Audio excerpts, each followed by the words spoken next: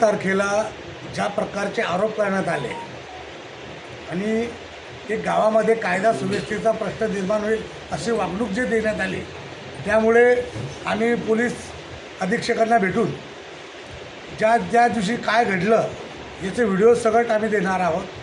त्यानंतर त्या सभेमध्ये पोलीस निरीक्षकांनी जे मुसाळ शहर पोलीस स्टेशनचे पोलीस निरीक्षक कुठले त्यांनी स्वतःनी तिथं हजर राहावे यासाठी आम्ही विनंती करणार आहोत.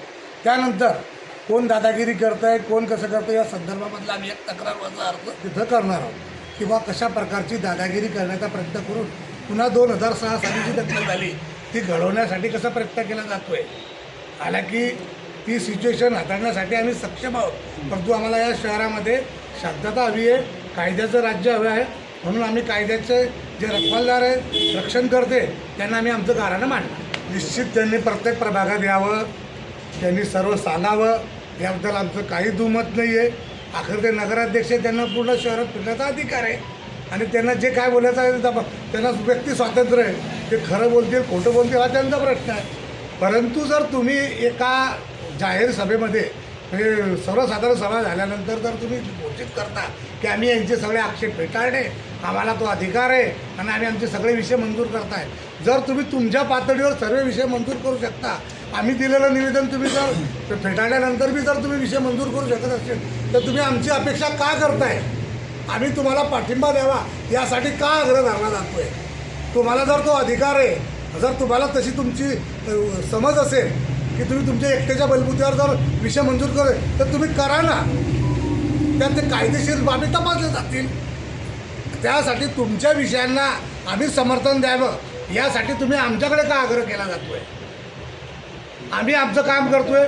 ते आमदार निधीतून 2.25 कोटी रुपये भेटलेला निधी त्याला विरोध करतो, ते आमच्या प्रभागातली कामं नाही आहेत का?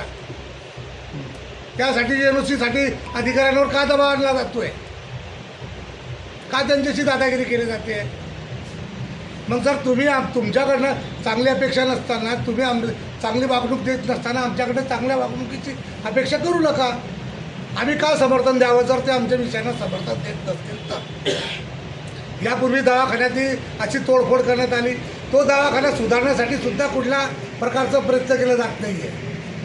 आता त्याच्या संदर्भामध्ये सुद्धा पोलीस स्टेशनमध्ये आलेलं आहे, मुख्याधिकाऱ्यांना पत्र काढण्यात आलेलं आहे.